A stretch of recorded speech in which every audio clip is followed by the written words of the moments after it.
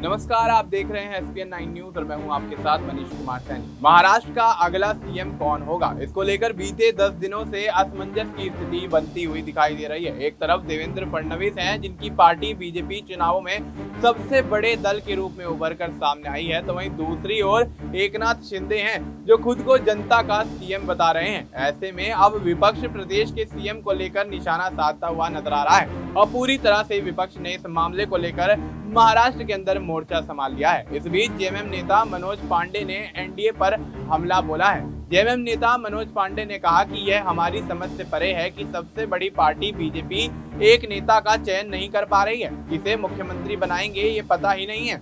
इन लोगों की संगठनात्मक खामियां हैं, वे किसी भी राज्य में नेता को आगे रखकर चुनाव नहीं लड़ते हैं। यही कारण है कि अभी नेता डिसाइड ही नहीं हुआ है। उन्होंने आगे कहा कि साथ ही वहां जो वर्तमान मुख्यमंत्री हैं वो आए दिन गायब हो जाते हैं। अजीब खेल वहां चल रहा है, इससे कमजोर दिखती हुई नजर आ रही है। और ऐसे में जनादेश भले ही आपको आगे ले आया हो, लेकिन आप कितने कमजोर हैं, नेतृत्व विहीन है, सिर्फ केंद्र में सरकार होने का ढिंडोरा पीटते हैं। ऐसे में राज्यों में इनकी हालत खस्ता हाल है। आने वाले समय में तमाम राज्य इनके हाथ से चले जाएंगे। उन्होंने आगे कहा कि एकनाथ शिंदे एक तरह से बीजेपी के केंद्रीय नेतृत्व को चुनौती भी दे रहे हैं। एक शब्द भी इन लोगों के मुंह से नहीं निकल रहा है और मुझे लगता है कि महाराष्ट्र में कभी भी बाजी पलट सकती है। जो लोग दूसरों का घर तोड़ते हैं, उनका भी घर टूटेगा। जेएमएम नेता मनोज पांडे ने झारखंड में कैबिनेट विस्तार को लेकर भी बयान दिया है और वो इस मामले में कहते हुए नजर आए कि हम बहाने नहीं बना रहे हैं, हमें काम करने का जनादेश मिला है और हम काम करेंगे। कल सीएम हेमंत सोरेन ने अधिकारियों के साथ बड़ी बैठक की है और सभी को काम सौंप दिया गया है।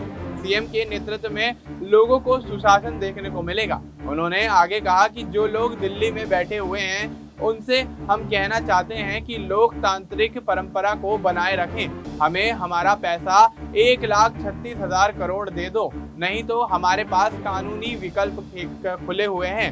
हम उस दिशा में आगे बढ़ रहे हैं। अब ऐसे में जिस तरह से महाराष्ट्र के अंदर सीएम चेहरे को लेकर अब भी पेच फंसता हुआ नजर आ रहा है और जिस तरह से यहाँ तमाम विपक्षी नेता उन पर हमलावर होते हुए नजर आ रहे हैं, तो अब ऐसे में महायुति गठबंधन के अंदर पड़ी फूट कहीं ना कहीं ये संकेत देती हुई नजर आ रही है कि महायुति अब अलग थलग होता हुआ नजर आएगा और तीनों ही दल अलग अलग राहों पर चलते हुए दिखाई दे रहे हैं। देखना यही होगा कि आलाकमान किस तरह से सीएम चेहरे को लेकर फैसला लेते हैं और सीएम चेहरे पर होने वाले फैसले के बाद क्या महायुति एकजुट होकर महाराष्ट्र के अंदर राजनीति में अपनी लोहे को मनवाने में कामयाब रहेगा या फिर एमवीए बाजी पलटता हुआ नजर आएगा। फिलहाल आपको इस मुद्दे पर क्या कुछ लगता है, आप अपनी राय हमें कमेंट करके बता सकते हैं। बाकी देश और दुनिया से जुड़ी तमाम जानकारी के लिए आप देखते रहिए एसपीएन।